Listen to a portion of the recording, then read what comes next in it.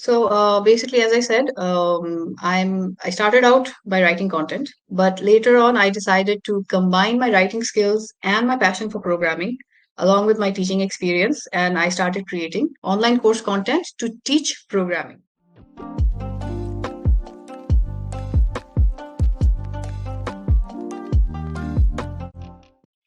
Hi, everybody. I'm back. I'm Kazi Musansara Tafsir, a host from Agent Writing. And today I'm going to be interviewing our housewife turned into a successful freelancer and entrepreneur, Nahid Akhtar. Nahid, how can you introduce yourself at first? Okay, so basically, I'm Nahid Akhtar. I am a freelance tech writer. So I write basically content on uh, uh, computers like programming and machine learning, AI, and things like that.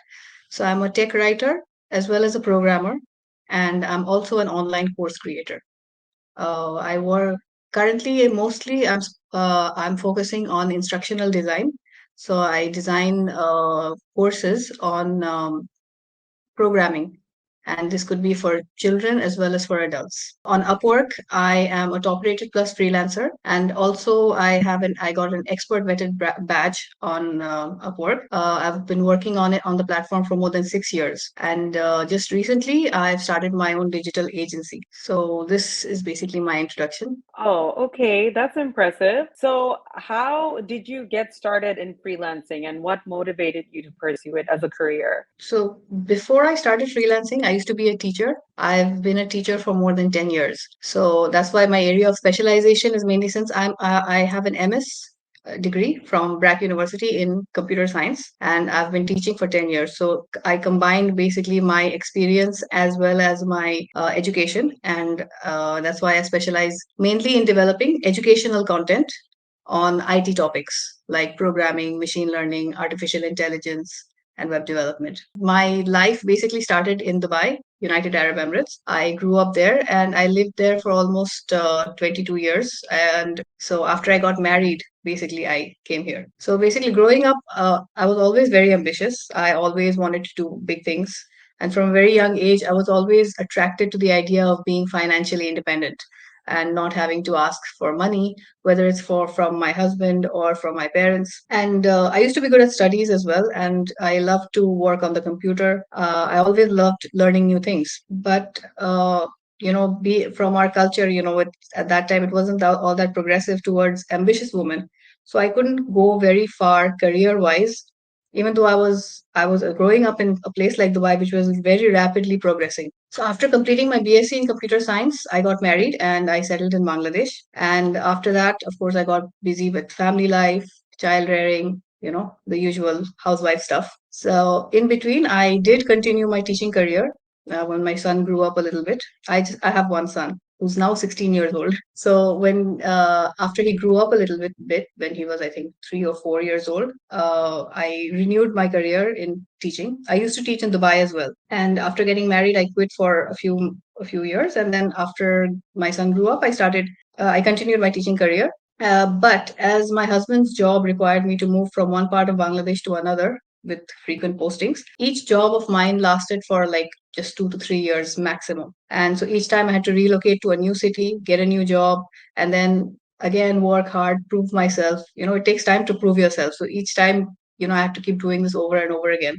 And eventually, I basically just got tired of changing jobs, and I decided to just sit at home and become a complete housewife again. So during this time, this break that I took, I decided to give freelancing a shot because anyway, I was sitting at home.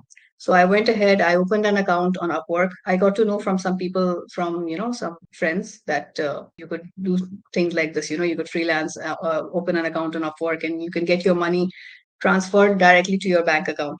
So basically, I opened an account on Upwork, and basically at that time, it was just word of mouth. There were no motivation videos like you see nowadays, that, oh, learn freelancing is this, freelancing is that, or at that time we didn't have those kinds of motivational videos. We didn't have those kinds of mentors, or that kind of representation, especially representation among women, to encourage us, to step into freelancing. So you were basically on your own. But I just started because I was sitting idle and I just wanted something to do basically. I feel like people don't take freelancing seriously. They don't think of it as like a real job. But nowadays, Yeah. since with like progression and like everything, everybody's taking it more seriously, right? Because Yeah. people are, it's all over the internet. Everybody wants to work from home. Yes. Everybody wants to have like time on their, they want to decide what they want to do with their time, right? So yeah. So what? No, no, Yeah, no. It's okay. basically, Go ahead. freelancing has become a sort of a buzzword now. Yeah, Everyone's talking about it, and everyone is curious. I have so many people now coming to me and asking me, like, how do you start? How do you do this? How do I, And it's thanks to the representation that it's getting now, and it's all over the place. yeah. Everyone's talking about it. I feel like COVID had a big impact, like a huge Yeah, hand on it, on this buzz getting around about definitely, definitely. freelancing, right? So moving on, what was your first freelancing project and how did you land it? So my first freelancing project was basically a small project. It was a $5 project. And it was I was supposed to write a sort of a poem, an English poem. Okay, let me just mention, by the way, it took me 3 months to get my first job. First job. After I opened my account, people, that's what people get sort of impatient. They say, "Oh, I opened my account. I'm still not getting any jobs. I quit."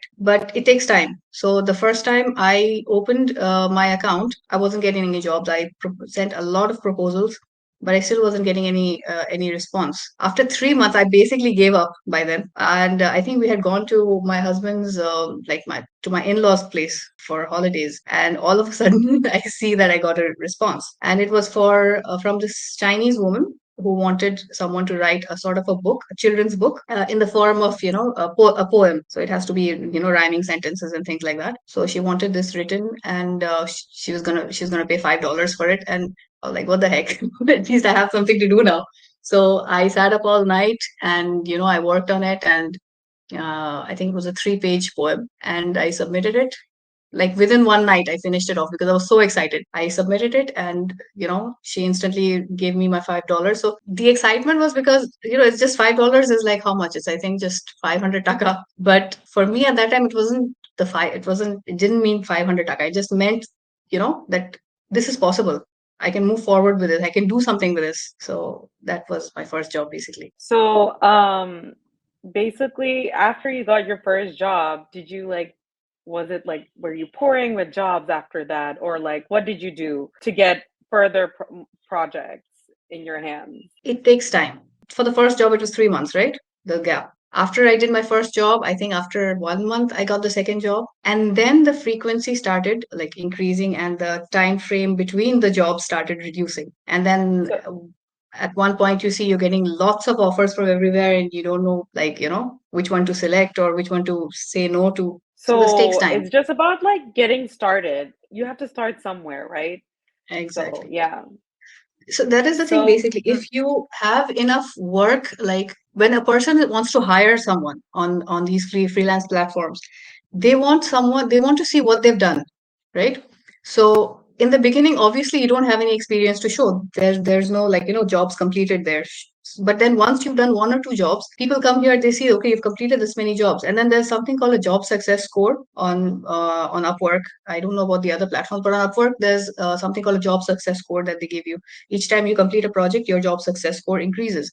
So a lot of potential clients also look for your job success score. And once you start having a higher job success score, people start wanting to hire you, basically. all right. What type of work do you do in Upwork? I know you've shared with us during your intro, but can you be a little more elaborate, if that's okay? So basically, as I said, I started out by writing content, but later on, I decided to combine my writing skills and my passion for programming, along with my teaching experience, and I started creating online course content to teach programming. So this actually helped me because I narrowed down to a specialized niche like this, and this was, I think, my best decision because I found that a lot of organizations were out there who needed someone with these three skills. Since there were very few people who possessed this combination of skills, programming, content writing, and teaching. So these three skills. But because there were few people who possessed these skills, clients were willing to pay me more for my time. And most of these clients need someone with So most of these clients, they wanted someone with teaching experience who also knew how to code and how to create educational content for coding. And this also provided me a way to, keep myself updated with the latest tech trends in tech. I'm basically an instructional designer. I write content on programming and tech, Uh, like all kinds of tech, latest do you technology and think things like do you think there is like a lot of scope for your niche or like what you do for like our audience, people watching the video? Do you think there's a lot of scope for work here, like in this niche? in instructional design. Yes. Yes, at this point, there's a lot of scope. I think because the world is moving, like tech has become the in thing right now, right? And it's very highly paid, especially if you're a data analyst or a data scientist. If you're a machine learning engineer, these jobs are very, very high paid. So everyone wants it. Everyone wants to get that high paying job. And that's why a lot of people want to learn how to code. A lot of people, they, and the thing is, it's actually sad that universities in general don't teach you how to code. They teach you the theoretics, but the actual what do you say, coding techniques or the actual coding languages, you don't get to use much of it. Only towards the end, maybe towards the final year, you do one project, but it's not, you don't practice so much in university. So that is why I feel at this point of time, it's very, it's like, there's lots of scope, lots of opportunities for instructional design, especially when it comes to tech. So everyone wants to, it's like, like the Udemy phase. Everyone wants to Mm-hmm. like learn. Everyone is learning, Yeah. especially those micro learning courses. You know what micro learning courses are? Those like 1 minute courses, or Yeah. you know Yeah. five Yeah. minute Yeah. courses. So within 5 minutes, you learn a skill, and this is like a very in thing right now. I did that for Microsoft No, recently. because people have less attention span, time span now, attention Yeah, span. That's why people want to learn a lot in a very constrained amount of short time. time. Yeah. Yeah, exactly. So you've shared that you've worked in Upwork or work in Upwork, but do you work in other freelancing platforms? Which platform is best and why? So basically, I work mainly on Upwork. I had created profiles on other platforms as well. There's Fiverr. So there are a lot of the freelancer.com. Okay, so there are a lot of platforms for freelancing. But for me, I saw that I was getting more work from Upwork, so I sort of stuck to that. But Fiverr is also good, mostly All for right. but the thing is with Fiverr, it's like mostly for small jobs. If you're looking for small Mm-hmm. jobs, which are like, let's say $5, $10. Actually, that's where the name Fiverr came from. It starts because your every job starts with $5. Mm-hmm. So that's why it's named Fiverr. So, but then yeah, there are nowadays, it is possible to earn more than $5 from a project on Fiverr. But I sort of stuck to Upwork because it was giving me more. All right. So, since you've had like a very long and like very successful career, can you share some key milestones in your freelancing career that contributed to your success? So, thanks to my freelancing career, I've worked for more than 50 clients now, among which I got the opportunity to work with some multinational and Fortune 500 companies like Microsoft, 3M, Insight Software.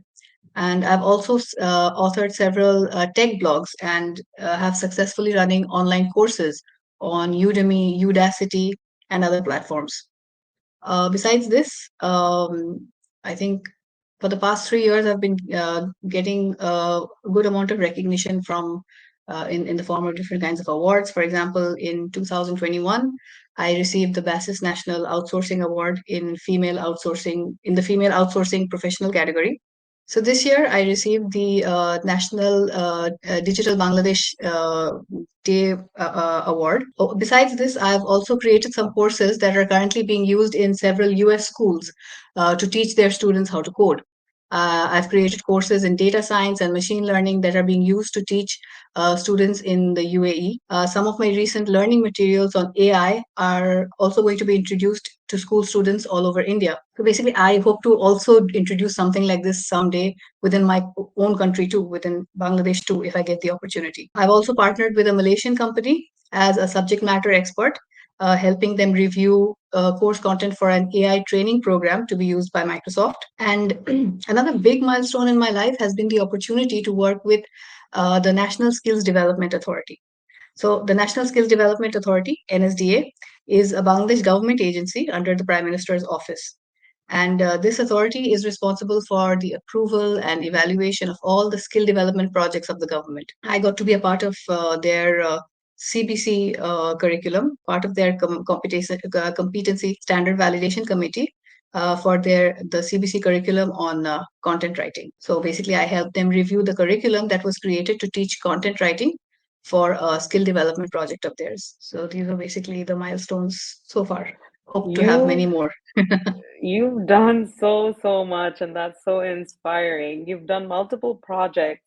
So, but how do you manage your time effectively to handle multiple projects at the same time? I usually try my best not to take too many projects at a time. So earlier, I did make this mistake. I used to make this mistake. I used to think that if I say no, then the client will probably never give me the work again. And I used to accept any invitation that I got, and usually I'd end up getting burnt out. But now I know better. I try to make sure I'm not working with more than three clients at a time. So, from my personal experience, I've seen that most of the paying clients tend to rush me more. So, their tasks are always urgent. They always want it immediately. And the higher paying clients, they are usually much more patient and laid back. So, because they want to give me enough time to be creative. So, it's important to be able to make the distinction and then set your priorities correctly. Prioritizing is the key here, basically. So you believe in quality over quantity now? Yes.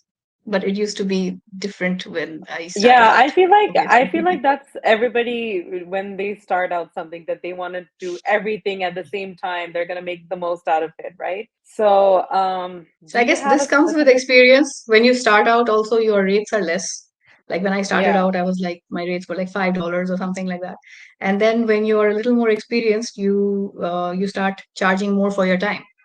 So then you can Yeah. afford to also, do less jobs.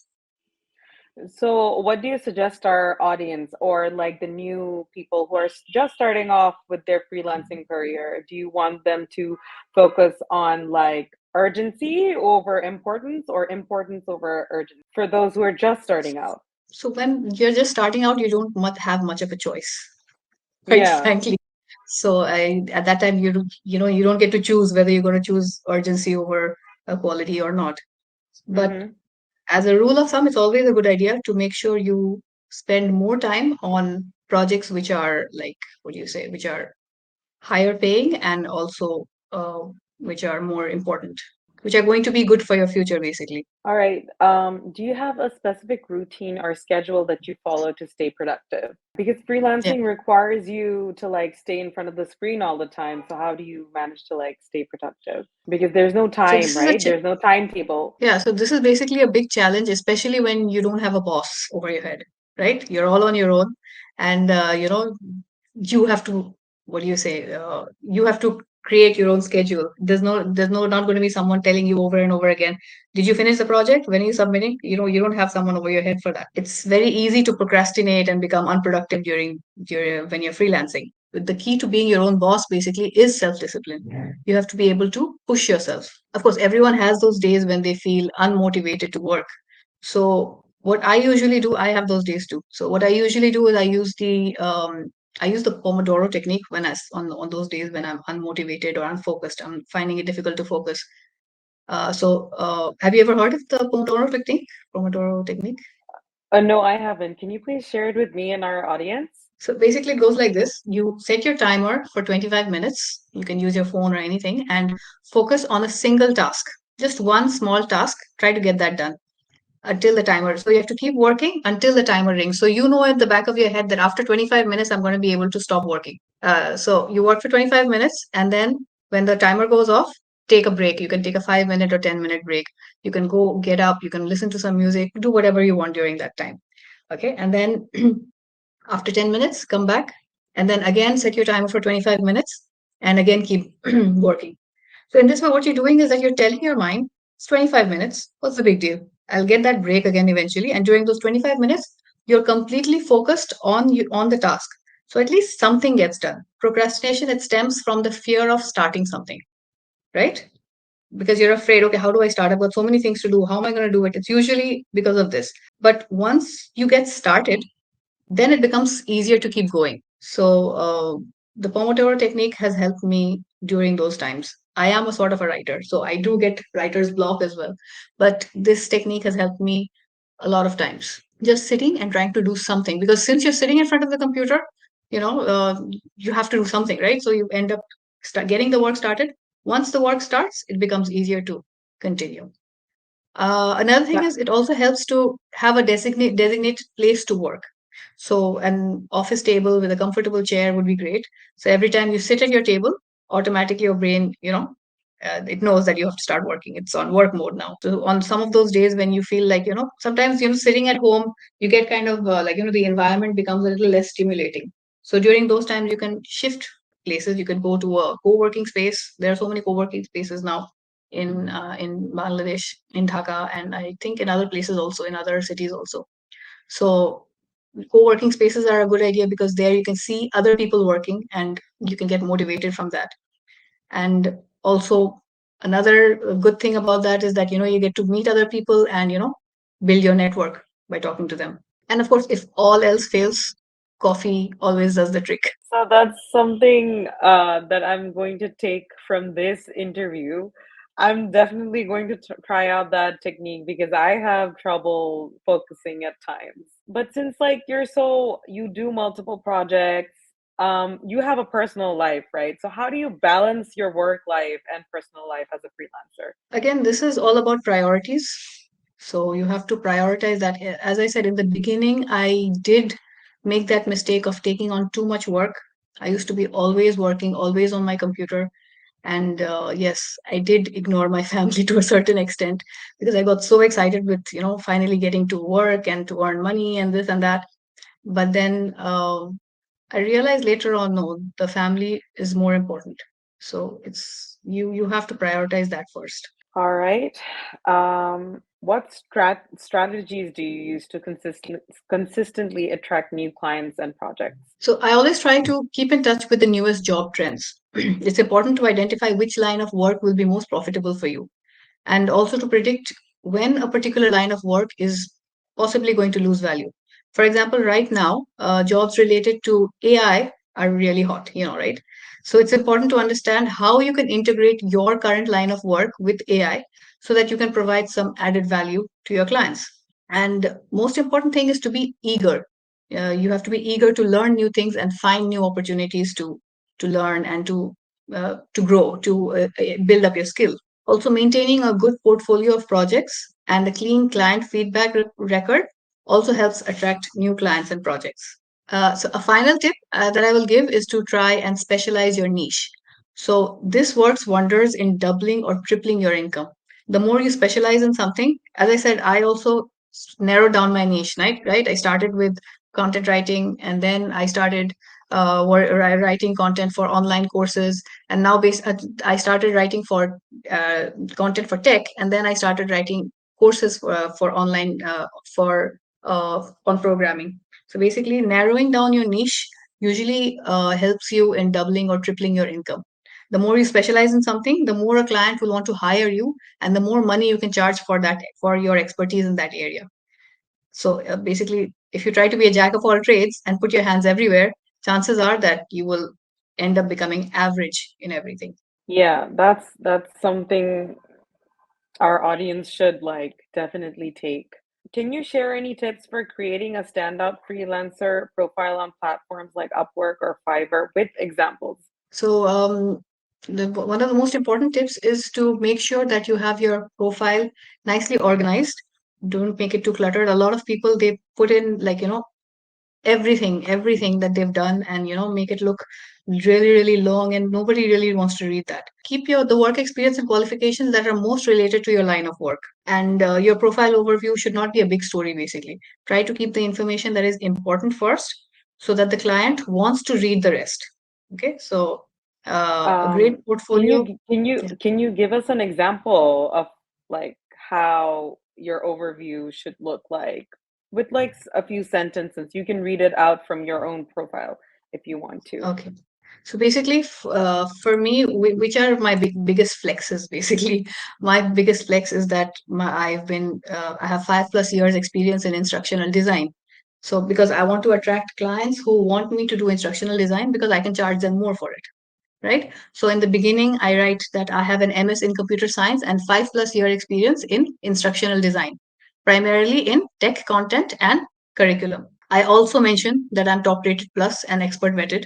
Although the client can see it, but it's good to just remind them, or just maybe they haven't seen it, they haven't noticed it. It's a good idea to highlight that. Then I mentioned that I have 6+ years of writing experience and which all companies I've worked with. Okay. What all kinds of work that I've done? The main ones, the highlight ones. I don't write everything in the profile, all because they can see that. But I just give, like, let's say, one or two examples. Like, let's say I've worked with Microsoft, so I make sure that the client knows about that. I've worked with 3M, so I make sure the client knows about that. And what I've done for 3M, I write that as well. One thing is, it's always a good idea to avoid, I've seen a lot of people write things like, I'm very hardworking, I can work very well under pressure. Nobody cares because nobody is going to believe you. Just because you say it doesn't mean it's true, right? So what clients want to see is proof.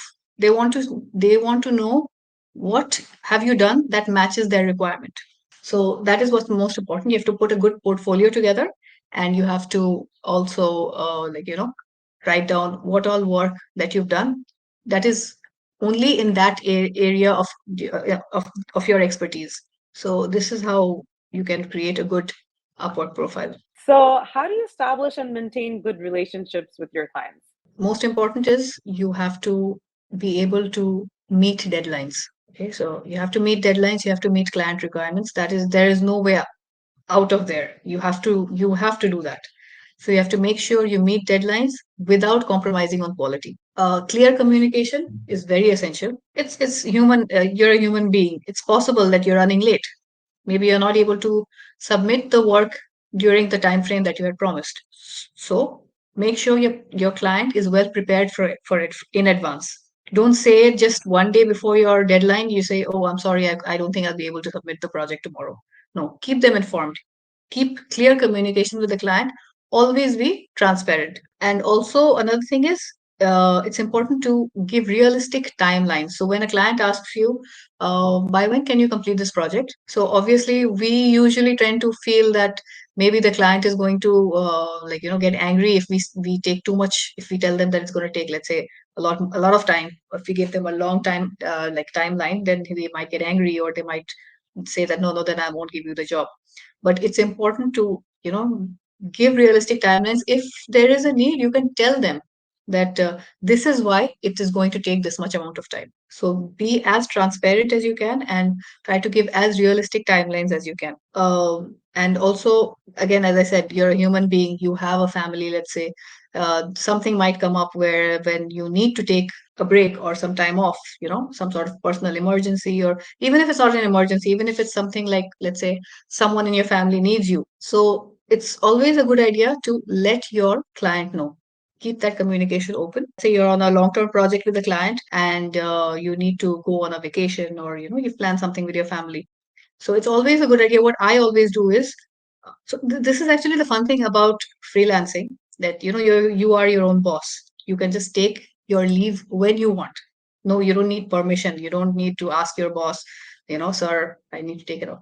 But I never ask for permission from my clients. But what I do is I let them know at least 2 or 3 weeks in advance that I am going to take a vacation for this many days. I'll be back on this and this date. I let them know. I've till today I've never found a client who said, no, no, no, you can't take vacation. No, never, because they also know we're freelancers. We have the freedom. So it's always a good idea to let the client know in advance when you're going to be taking a leave. So these little things, they go a long way in helping you build a good reputation and also a good freelancing career. Now that we're talking about building reputation and a good freelancing career, so what, in your opinion, is a good proposal? Can you give us an example or show us something?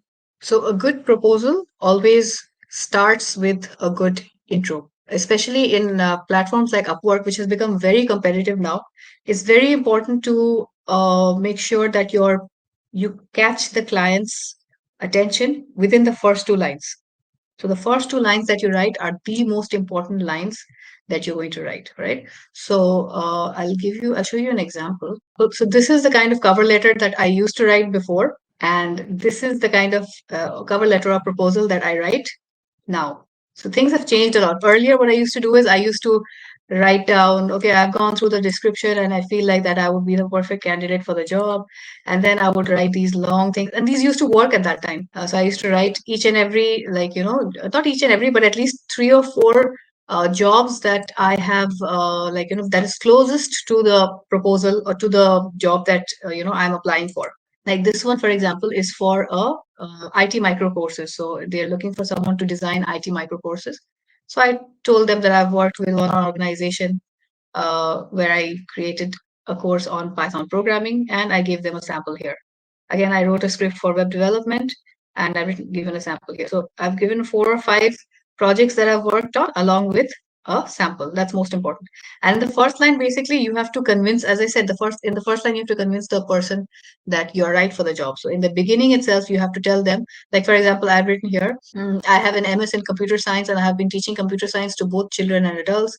If you look at my Upwork profile, you'll find that I have worked with 5 other organizations in creating. So in the beginning itself, that person knows that I have done something related to what they are looking for.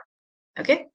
And then I used to write about like which all projects which all Python languages, programming languages I'm proficient in, and why I think I'm the right person for this job. And then I used to give a closing line like, please do let me know, some sort of a, sort of a CTA, as you say, just to tell them to, please let me know if you need any other samples, or I'm looking forward to working with you, something like that. So this is what I used to write a few years back. But now, as I said, it's becoming more competitive, and I've started making my proposals this short now because I've realized that people don't have that much of an attention span. And as you see earlier, if you can see, I've got a lot of gap between the high and the second line, right? But now I Yes. realize that the person, when they receive the proposals, they can only see the first 2 or 3 lines. So what I've started doing is I've combined this with this so that the person can read what I've written. And now I just write a small line. I believe I could be a fit for a project because I have experience in both education and tech. Okay. And then I tell them my qualification, my education, and I just state one similar project that I have done so they know that I have done something like this before. Now they're going to be interested to read more. So then I say I have shared samples of my work in the following section. Since this proposal, this job description had separate questions with them, like describe your recent experience with similar projects. How will you suggest improvements? So since they gave you the opportunity to write more, I didn't write all my experiences in the covering letter itself. I wrote it over here. Okay, over here I wrote as much as I wanted. But basically, when the person sees this much, this should be enough to convince them that this person is perfect for my job. So it's So and then at the more end, concise but deliberate, I guess. yeah, and then of course I ended it with a CTA. Like I would be happy to share more samples of my work or discuss further about how I can contribute to your project. So this is like a sort of a CTA. So this is All right. basically how Thank you I so much design for my sharing proposals. that with us. Thank you. That was very informative and helpful. You talked about your company during the start of the interview. So let us know about your company. What kind of work does it do? So my company is basically a digital, as I said, it's a digital marketing company. So we provide digital solutions to businesses. Some of the services we provide include web design, the website design, website development, digital marketing, social media management, graphic design, content writing, and we also create custom packages as required. So basically, my expertise is in creating educational content, right? So that's why basically I sort of starting an agency that not only provides content, but also 360 degree services to the clients. And that's why I started Meraki Innovations with keeping this in mind. My primary target clients are schools and NGOs. Like so far, we're working with 2 US US based NGOs, and we basically provide them with 360-degree services. So we look after their newsletter, their branding, We design their flyers. We look after their social media, their website. We're basically doing everything for them. My target was to work in the educational domain since that was my strong point. As I said, I worked in education for more than 10 years. But working with this NGO has helped me with these two NGOs basically has been quite beneficial for me since it's helping me create an impact and also helping me, you know, to do business. It's paving the way for me to do business with some social good as well.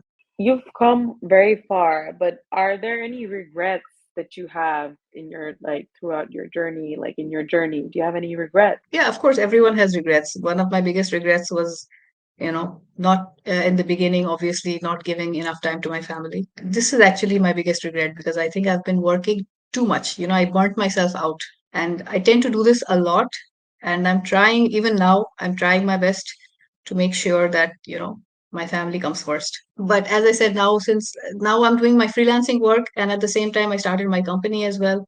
So it's kind of difficult to, maintain so many things. You have your family, you have your business, and you have the freelancing career. But I'm trying to make sure, I always try to make sure that my family is always my priority. As far as possible, I try to give them the time that they Are deserve. you now, yeah. So like are you now focusing more on your company rather than your freelancing career? Or is it like a Yeah. bit of both? Yeah. Right. At this point, I'm focusing more on my company because we just started, it's just been like 6 months. So I'm trying to make sure that, we're able to grow enough and, make it have a steady flow of Uh-huh. clients. And then, but I'm still doing my freelance work as well, side by side, doing both at the same time. So what are your future goals as a freelancer and how do you plan to achieve them? So now that my company has had the opportunity to serve a good number of clients, I would obviously want my company to grow bigger. I would like to offer more variety of services to my clients. And I would also like to branch out in more directions. I have specifically a lot of interest in data science and artificial intelligence. So I really, really want to start focusing my company in this area, combining data science and artificial intelligence with instructional design. So if I could, use my knowledge of in these areas for teaching, let's say, the youth or the children, how artificial intelligence works, how they can create their own artificial intelligence projects, how they can create their own machine learning projects. So this is this is the direction that I see myself going in. I would also basically, so as I said, education is my main core, right? So I would like to cater more towards this industry. I love coding and I love teaching people to code. And I would love to work with schools all over Bangladesh. As I said, I've already worked. My courses are being used in the US. My courses are being used in India. US schools are using the children in the US schools are using my learning material. Students in India are going to be using my learning material. Why not in Bangladesh? So I would love to work with schools all over Bangladesh as well, so that our children can also get an opportunity to develop this important 21st century skill. All right. Is there anything else you'd like to share with aspiring freelancer or any final thoughts? My advice to aspiring freelancers would be to first do their research before jumping right in. So a lot of new freelancers, we usually try to go with whatever is trending. Like right now, everyone knows that, okay, data science and data analytics, this gives you a lot of money. So go that. Everyone wants to do that. And they think that's the only way that you can earn money. But what's more important is to enjoy what you do. If it's not your, cup of tea, or if you don't have a knack for it, or you basically find it boring, but you just want to do it for the money, don't do that. And especially like if you don't like math and coding, then go for something else. If you like art and design, go for graphics. There are endless areas for freelancing. It's not just computers. A lot of people think freelancing means just, computer science. You have to know coding. No, you don't need to do that. You can freelance in any area. If you're good with music, go for music production. If you're good at photography, freelance in that direction. There you can even be a freelance singer. There are so many freelancing opportunities, so many areas that you can freelance in. So don't limit yourself. Possibilities are endless. But what's most important is to keep learning. You have to keep upskilling yourself. Once you're done learning one skill, move on to the next thing. Keep researching and keep yourself updated with the latest trends in your domain.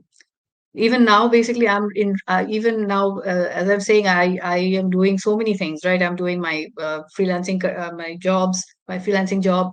I'm doing my I have my company, and at the same time I'm also enrolled in two different courses, so I'm doing that as well. So I never stop learning, and I love to learn. I love upskilling myself. I love learning new things. So investing in upskilling yourself is basically the biggest investment that you will ever make. And this is one investment where there is always profit. You can never, you can never lose. This is one investment where there's no loss, basically. So, Nahid, I feel like now we're at the end of our interview. I feel like not just our audience, I feel like I'm parting with a lot of knowledge and all the theories that you've talked about that I did not know before. And I'm certain that I will apply that to my actual life.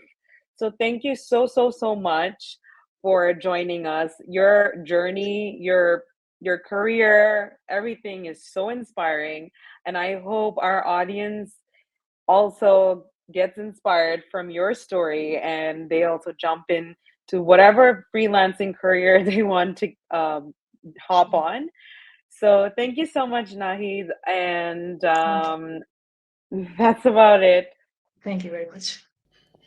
Isn't it hard to find a content writer with a good expertise in writing?